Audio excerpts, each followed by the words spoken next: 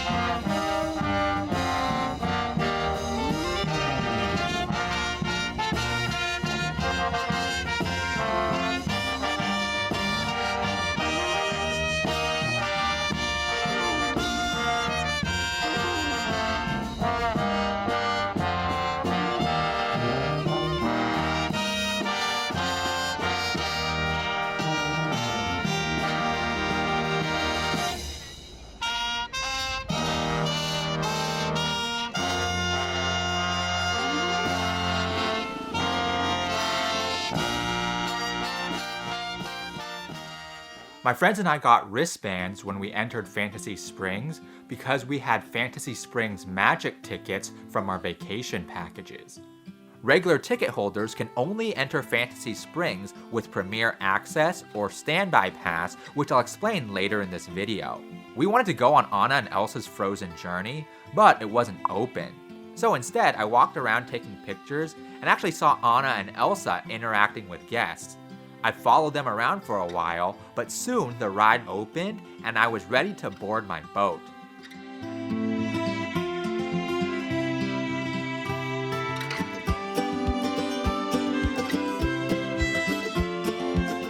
While similar in concept to Frozen Ever After in Orlando and Hong Kong, Anna and Elsa's Frozen journey has many scenes that are not in those attractions. The effects and animatronics are also very well done. Despite the drops being very small, I got surprisingly wet. One of my friends prefers Frozen Ever After in Hong Kong to Anna and Elsa's Frozen journey. I can understand that because Frozen Ever After is a bit more thrilling and has more time per scene for you to really soak it in. But I think I prefer Anna and Elsa's Frozen journey.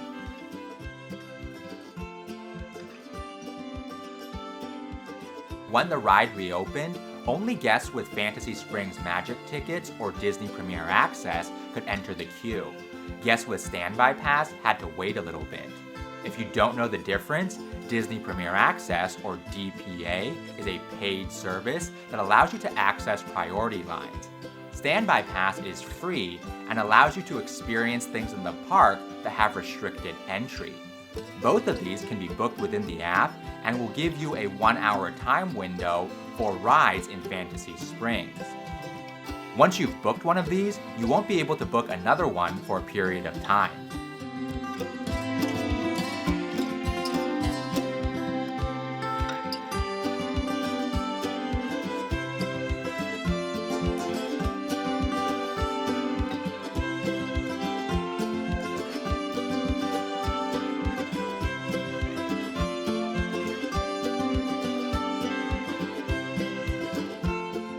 After getting off the ride, I asked the cast member for a first ride sticker and a first visit sticker to commemorate this moment.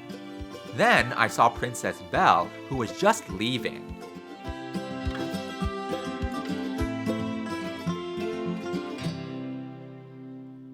I also briefly left Fantasy Springs to get a peach and lemon sparkling drink from Miguel's El Dorado Cantina. This was refreshing, but a little bit sour.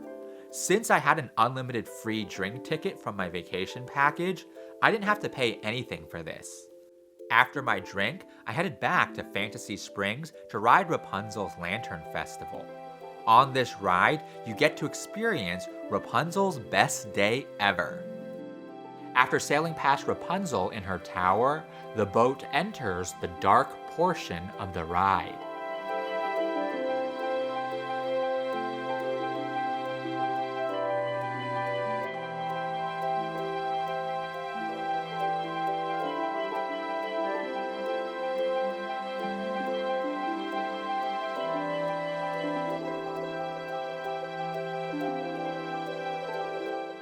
Sailing into the lantern scene of this attraction is really amazing, and the feeling can't be fully conveyed through the camera.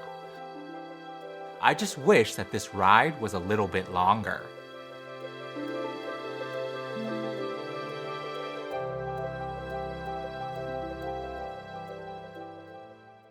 After Rapunzel, I headed over to Peter Pan's Neverland Adventure.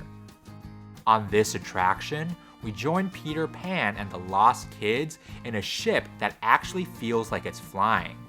I think the special effects are really cool as this ride transitions between real sets and 3D screens. It feels a lot like the Ratatouille ride in Paris and Walt Disney World. But by the end of the ride, I did feel a little bit of motion sickness, so this is a ride that I unfortunately don't want to go on too many times in one day. During the sneak previews last week, this ride seemed to break down the most often. When that happened, my standby pass in the app automatically turned into a multiple experiences pass valid for 2 years. In addition to Peter Pan's Neverland Adventure, this pass was also valid for any attraction outside of Fantasy Springs, including those at Tokyo Disneyland. I actually used it the next day for Peter Pan's Neverland Adventure and was told to enter the standby line. Outside of Fantasy Springs, multiple experiences passes allow you to enter the Premier Access or Priority line. On opening day, one of my friends was about to board this ride when it broke down. Since he was already in the queue, a cast member scanned his ticket and he got a blue multiple experiences pass, which is also valid for 2 years, but can be used for any attraction, including all of the ones in Fantasy Springs.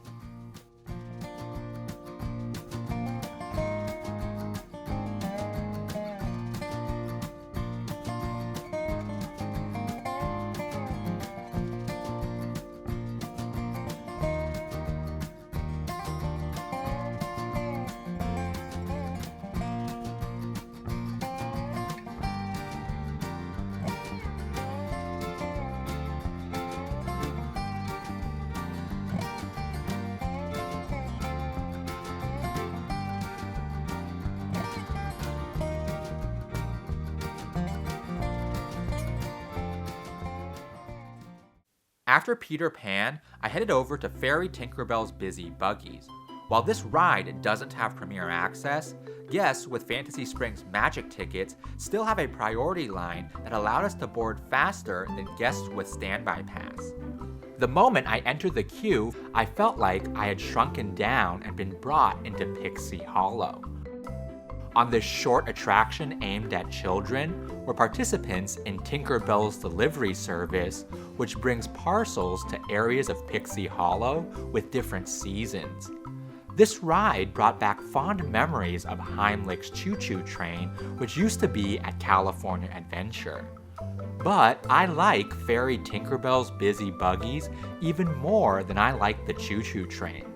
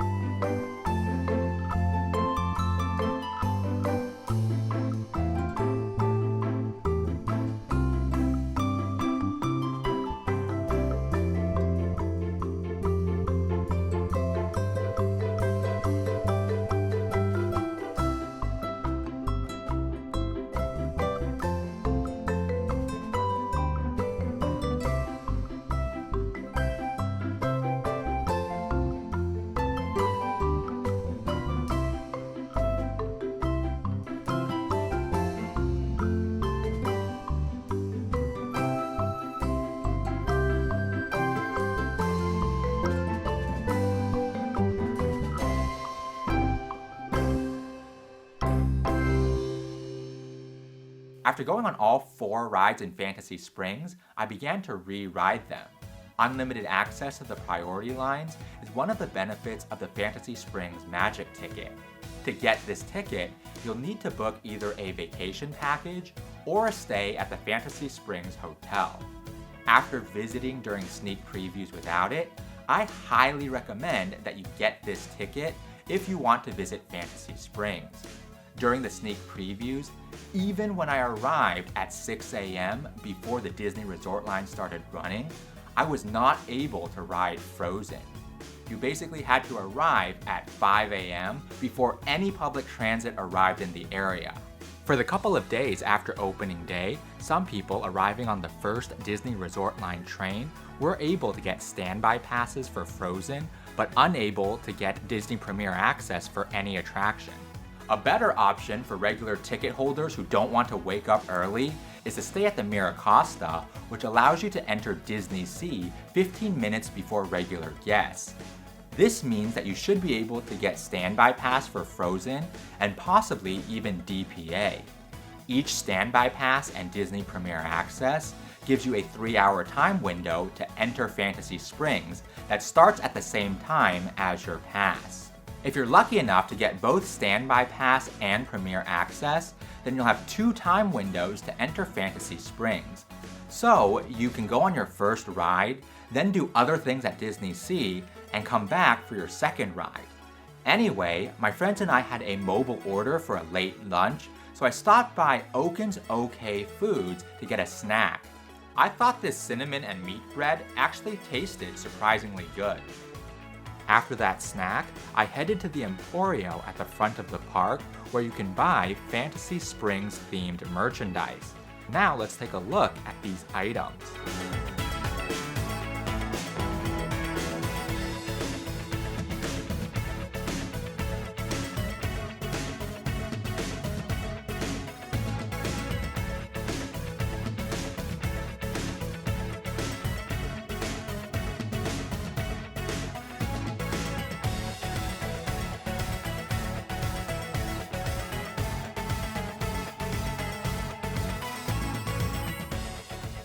A lot of what you're seeing on screen I actually filmed in Fantasy Springs gifts during the previews, but merchandise is basically the same at the Emporio. To get into the Emporio, you might need to obtain a standby pass in the morning. To get into Fantasy Springs gifts, you'll obviously need to be in Fantasy Springs. Even though the line for this store got long on opening day, it did move quite quickly. When entering the store, a cast member might scan your ticket to make sure that you only enter the shop once per day.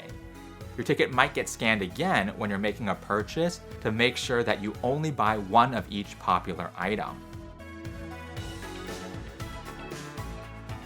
For Elsa's coronation, of course they're selling a box of chocolates.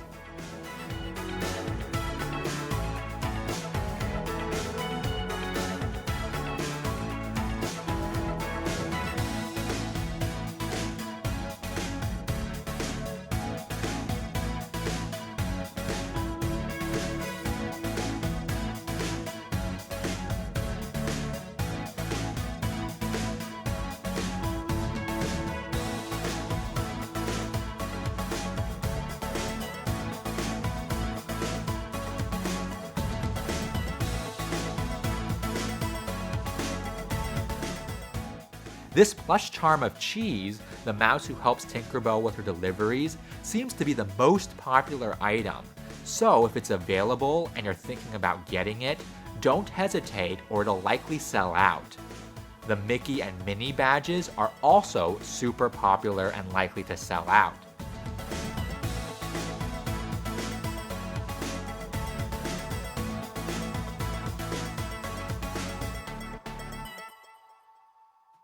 After buying a pin set, I went to nearby Villa Donaldo to pick up my vacation package souvenirs.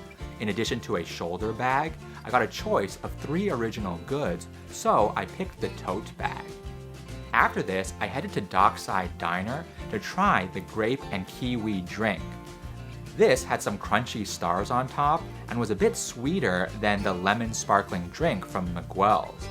For the 15-minute walk back to Fantasy Springs, I got a berry fruit tea from a food truck in front of Tower of Terror. Even though it's called berry, there was grape and grapefruit in addition to strawberries. This was my favorite of the 3 specialty drinks thus far, as the tea flavor made it feel less sugary. After re-riding Frozen and Rapunzel, I saw a massive line to meet princesses. The princesses will take turns meeting guests, so you won't actually know which princess you're meeting until you get to the front of the line. Annoyingly, I soon had to leave Fantasy Springs again to ride Soaring Fantastic Flight because I chose this as part of my vacation package.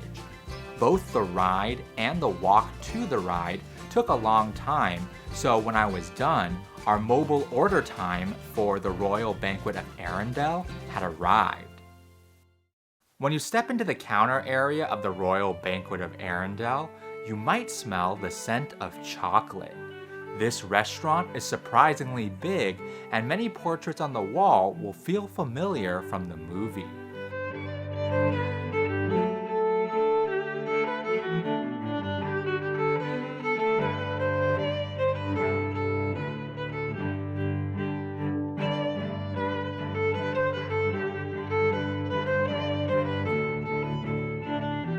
We needed to use mobile order in the app in order to eat at the 3 restaurants in Fantasy Springs, and the Royal Banquet of Arendelle tends to run out of mobile orders first.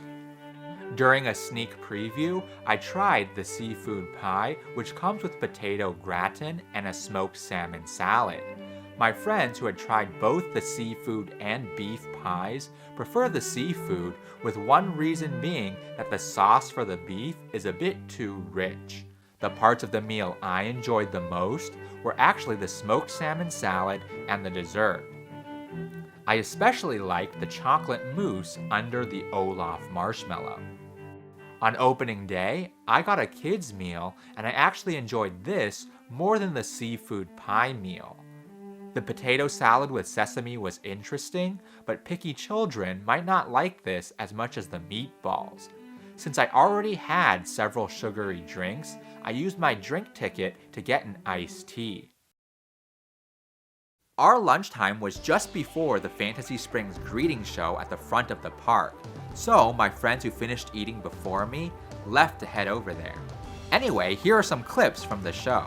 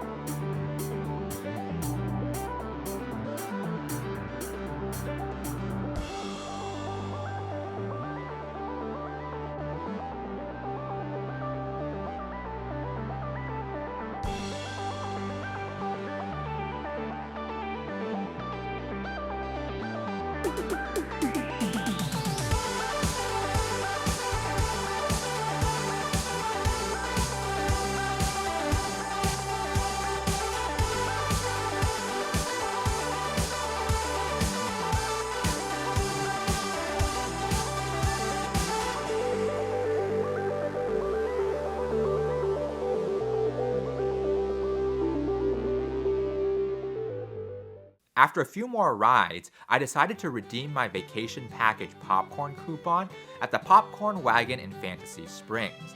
The souvenir popcorn case was nice, but the roast beef popcorn was a huge disappointment.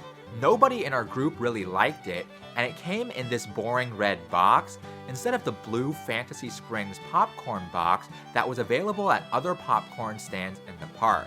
During the sneak previews, I saw a lot of people buy the Peter Pan popcorn bucket, but on opening day, it didn't seem as popular anymore. For dinner, we went to the Snuggly Duckling. This is the tavern in Tangled where Rapunzel meets a bunch of ruffians.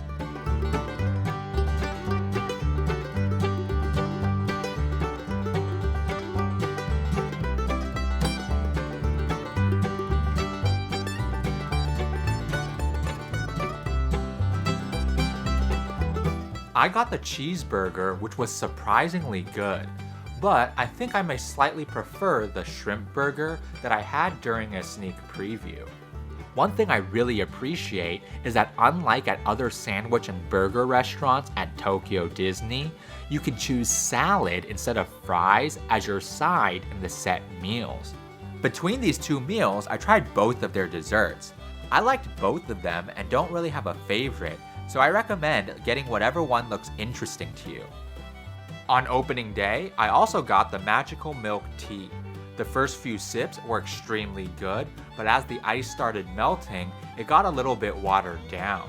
Even though the Royal Banquet of Arendelle tends to run out of mobile orders first, I prefer the food at the Snuggly Duckling. After leaving the Snuggly Duckling, I wanted to try the sparkling drink at Cookout. Since it wasn't busy, even though I didn't have a mobile order, I was allowed into the restaurant by showing my vacation package drink ticket. The sparkling drink here was quite similar to the one from Dockside Diner, but I did like the one from Dockside Diner a little bit more. Out of the 3 restaurants in Fantasy Springs, Cookout is the easiest one to get a mobile order for, and I can see why. The snack box that I tried during a sneak preview is one of my least favorite meal options in all of DisneySea, so I'm not in a rush to eat here again. After placing a mobile order in the app, you cannot make another one for 1 to 2 hours depending on your order time. During most of the sneak previews, mobile orders for the Royal Banquet of Arendelle and the Snuggly Duckling ran out less than 2 hours after park open. This means that people who wanted to try both restaurants were constantly refreshing the app hoping for a cancellation. If it's really important to you to try both of these restaurants, then you'll want to plan for at least 2 days at DisneySea, or you might want to book a vacation package that allows you to pre-book these restaurants separately from mobile order. For guests without a Fantasy Springs Magic ticket, your mobile orders can only be within your 3-hour Fantasy Springs entry time. Anyway, back to opening day. After dinner, my friends and I headed over to Mediterranean Harbor to watch Believe, Sea of Dreams. After the show, they announced that the fireworks were unfortunately canceled. With this extra time, I went back to the food truck to try the peach fruit tea. While I enjoyed eating the peaches, I thought that the other fruit tea tasted better. Once returning to Fantasy Springs, my friend and I wanted to experience some rides at night.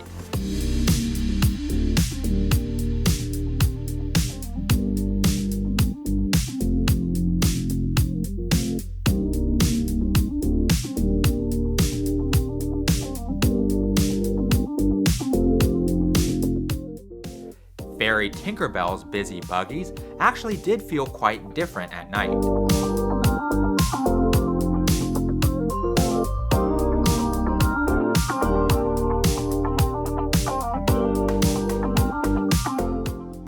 I will be uploading more guides to DisneySea and reviews of hotels in the area. If you're planning a trip to Tokyo Disney, then check out the videos that will be linked on screen.